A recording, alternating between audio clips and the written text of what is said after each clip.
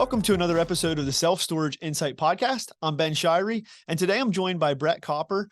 Brett has a long history in the self-storage industry. His father was part of the Self Storage 101 as it got started up years ago, and so he's kind of grown up in the industry. And so very excited to share his insights with us and some of his knowledge. Really good conversation, super excited about it. We're actually going to talk a little bit about, what attracts new tenants, what are some features tenants are looking for based on some SSA studies that have been done recently, as well as then diving into why is the industry still growing at such a rapid pace?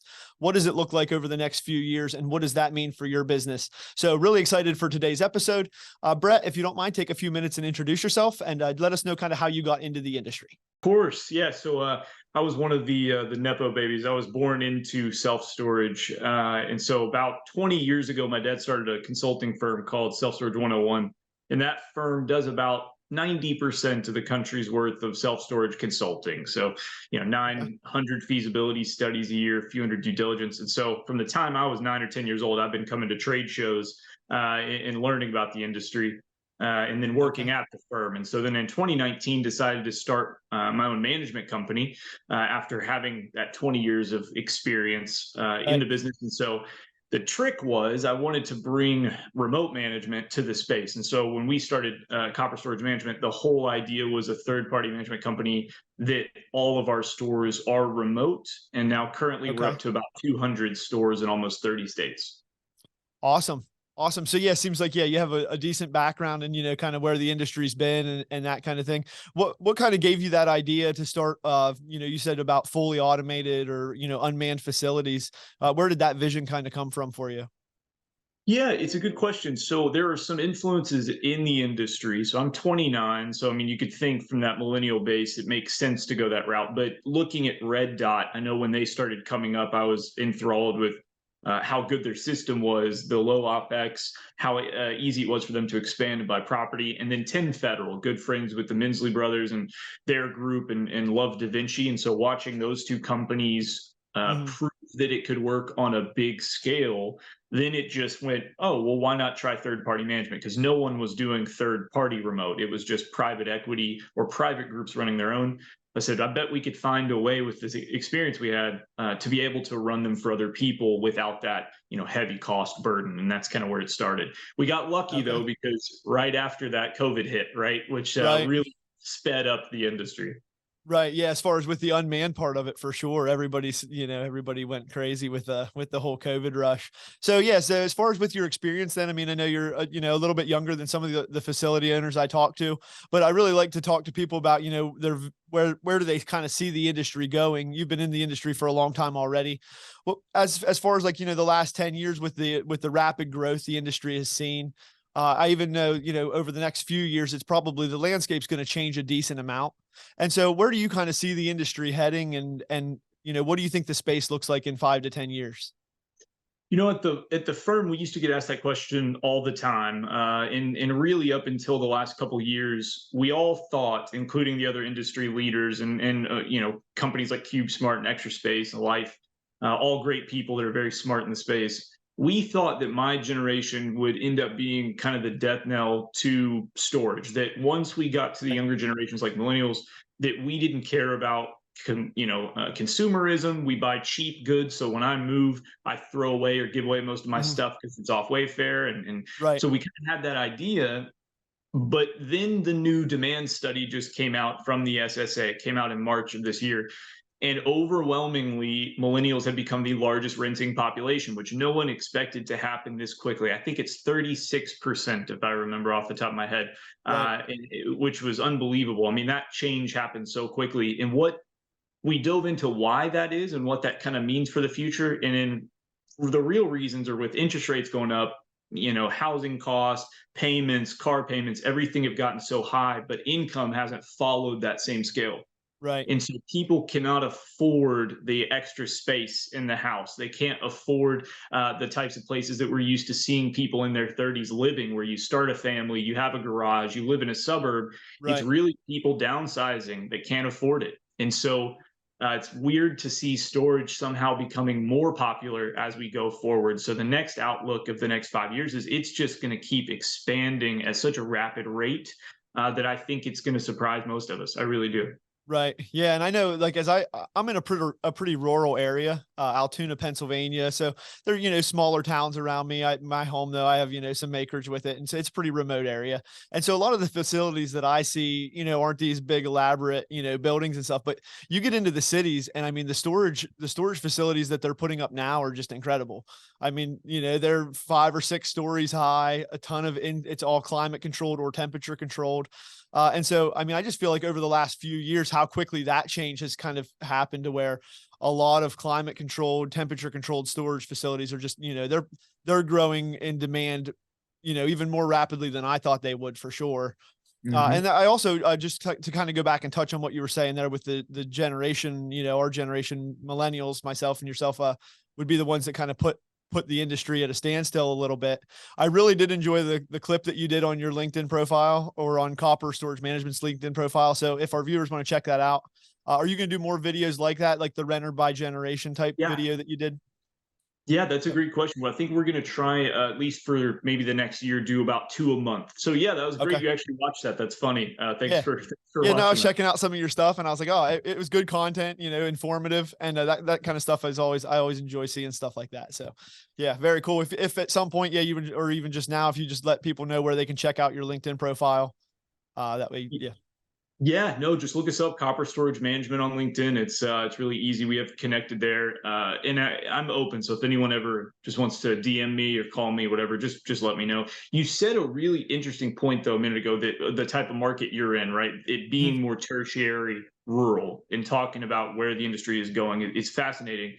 In that same study, which I'll point out at some point, I don't know if it's in one of the more recent videos that's coming out, but they also showed suburbs, urban, and then rural tertiary markets, and then a Okay. percent of the population that rents in each. And for the first time since they've been tracking that stat, which is probably 30 years, uh, tertiary has become the largest percenting renter base by population. It's like Oh, well. 13% of the total population in rural tertiary are now renting, which beats urban, which doesn't make any sense to me. And Yeah, that's that's why crazy. you're seeing like this super big development across these tertiary markets. And the good news is, all of the main cities have been overbuilt for the last 20 years in stores, especially the last 10. Everyone's put their money into major cities, but there is always going to be 100-fold more room to build in these tertiary markets. And now we're Right. seeing demand hit. So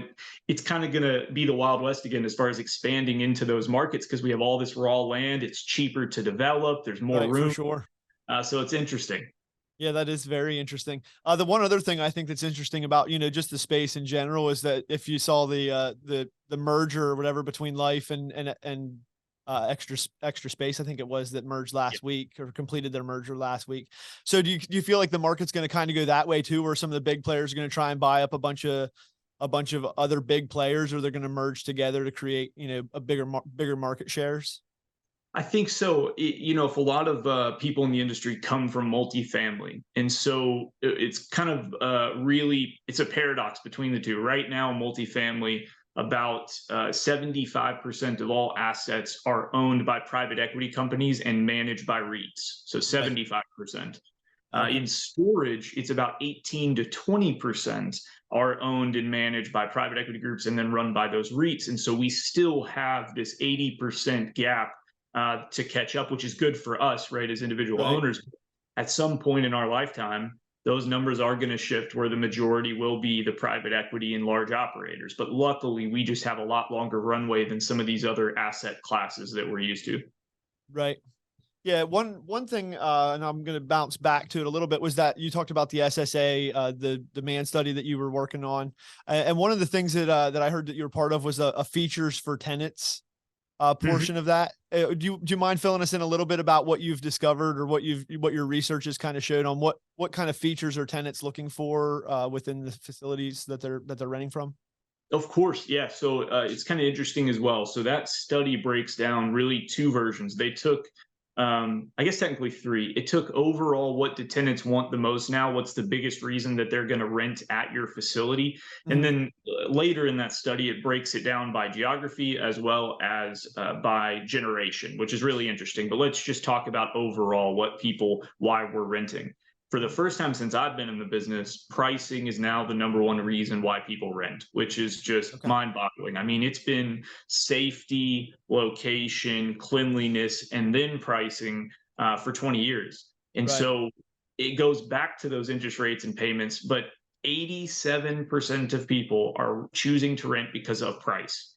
And Okay. so it's created an environment where you now don't even just have to be the lowest in the market to get someone to rent. You have to be low enough that they're making a decision in their head that I'm willing to pay for storage at all. And it never was that way. I mean, it used to be if you were $5 less than the competition, someone was going to rent from you. But people have become so money conscious recently that the only way to attract them is to have these low rates. So you're seeing rates across the country just plummet overnight. I mean, it's down 20, 30% across the country for rental rates, which is just staggering. Right. Yeah, and as far as that goes too, I mean, I don't know how much the marketing side of it would play into it, as far as typically, at least the storage, the owners and stuff that I've talked to, they never really had to do much marketing, at least in my area, to fill their units, right? The demand has just always been here. And so their units were always just full, right? Most of the people that I talk to have, since they purchased their facility or built a facility, they've been at max capacity or 90% capacity. And so as that, as the demand comes down a little bit because the production has been so high over the last few years, I feel like that's going to continue to be a bear on, as far as driving that price factor down even more. So kind of the things that you see, what do you think is a good marketing strategy there? I see a lot of people offering, 1 month, the first month at $1 or whatever. Sparefoot does some different things as far as giving a big discount on that first month. Do you feel like that's pretty effective, or is there better strategies to go about getting your units filled? It definitely is a good strategy to have low rates and good promotions. Typically, we go back and forth depending on the market between move in for free or $1 or 3 months 50% off. Okay. That really, if you're looking at when to use one over the other, lower income areas, you do 3 months 50% off. You don't want people to be able to come into the facility, homeless people to Right. be able to come and live or For break in. sure. So you want to mitigate it. In a perfect world, we could do $1 move in right everywhere, Right. and that would be best. But then on the marketing side, we're seeing the same thing where all of our dollars are having to increase. Our average Google Pay ad budget per month per facility was about $300 a month Okay. really before August of this last year. Now that average budget's up to $600 a month, which is double. In some Right. cases, you have facilities having to pay $1,500 a month for ads, which has never been the case since we kind of got in here. We're Yeah. also seeing an increase to other marketing strategies like Facebook ads. That's now become a lot more prominent. So we're having to find new mediums to attract people and spend more dollars per rental to get them in. And then Sparefoot, as you said, has just skyrocketed in most markets of how many months people are having to give up front to Right. be able to get that rental. It's really changed very quickly. Yeah. Yeah. It's very interesting. And it'll be very interesting to see how that plays out, even over the next few years, as the market, as that competitive drive for demand continues to increase. If you don't mind talking to us a little bit more about your company, though, maybe give us a high level view, like why go fully automated? What kind of benefits do you bring to the table when you get a customer from, they have employees or however they run their facility to a fully automated unmanned facility like you were talking about? Yeah, so it's a good question, and I'm a big proponent. Even if you don't want to use a company like us, trying some form of automation yourself is really kind of paramount in today's age. Right. With interest rates, with mortgages, with rates becoming super low, it's just hard to maintain 50, 60 grand a year in capex Right. or opex to be able to pay a manager to sit behind a desk. It's become extremely difficult. Most businesses we deal with today, whether it's airlines, restaurants, anything, they've taken down the amount of people needed to have a face-to-face interaction, and so they're Right. taking it away. So consumers have become really used to it.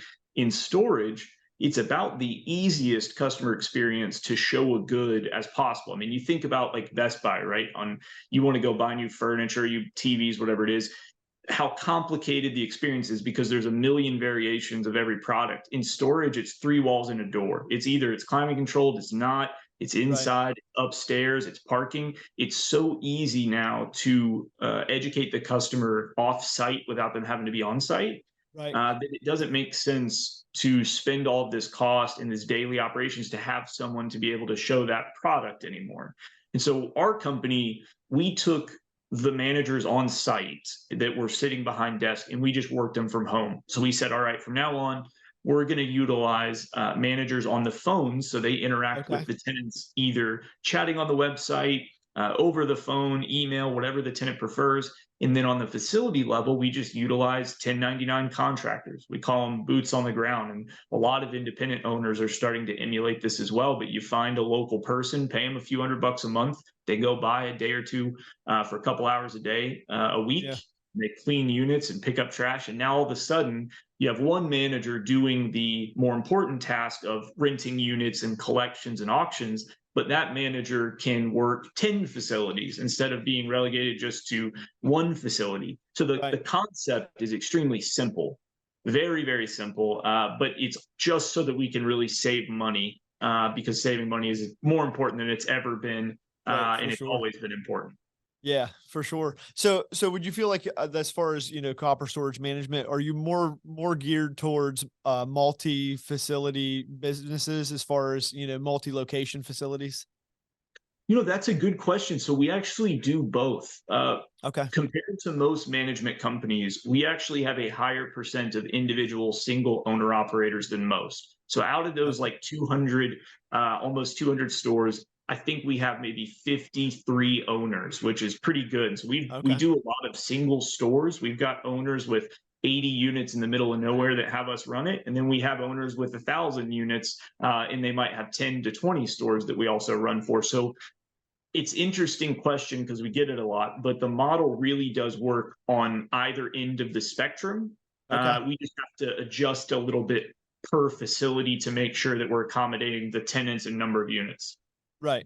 Okay. Yeah, it's very interesting. And I mean, I think that for sure, as as the younger generations come up through, we're more used to seeing that sort of thing anyway, as far as you said, less people working in retail shops and kind of, the more automated, more stuff happens online, obviously, than it used to. And our generation's more just that's kind of been built into us, right?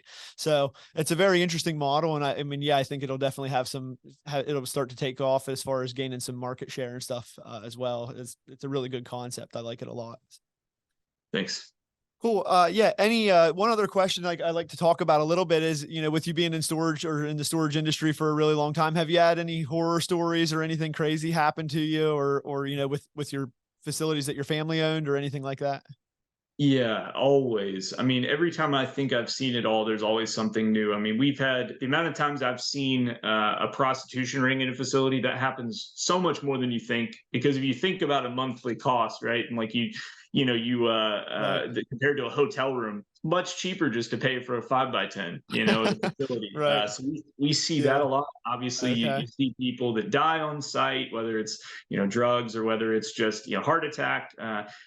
We've Wow. seen it all. I think probably the craziest though, and I won't say what company I was with when we saw this, but even though this could happen anywhere, but I had the FBI show up one time, and they Okay. had basically been tracking a drug dealer, and a very prominent one who had ended up went to jail, no other connections, no other family, anything, and ended up passing away. And the day before the FBI got there, I had someone win an auction on a unit. And so they cleaned it out. It turns out this person found like $100,000 in cash in this No unit.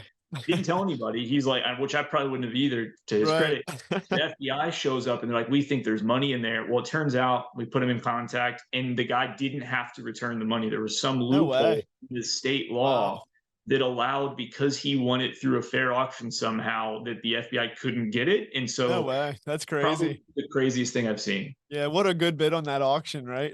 Yeah. That's He the paid kind that like we're looking for if you're $300. yeah, that's crazy. Wow, Yeah. very awesome.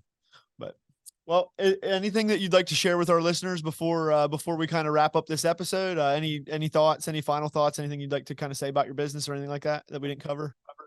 I think just the biggest thing is whether or not anybody ever wants to use any of our companies. We touch a lot of the space. Even if you don't want to, we're always available to talk to.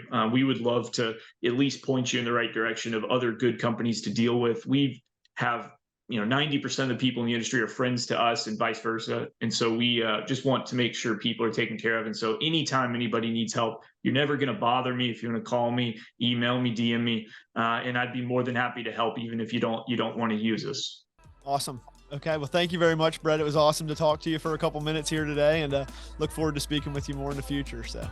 Thank you, man. I really do appreciate it. This podcast episode was brought to you by CC Storage. CC Storage is a property management software that helps you pass the fees of credit card processing onto your customers so you don't pay credit card processing fees ever again. If you enjoyed the podcast, there's a link below where you can fill out a form and be interviewed on the podcast with myself. If that interests you, please click the link below and we'll be in touch. We hope you enjoyed this podcast episode. Don't forget to check back next week for another interview with another self-storage property owner.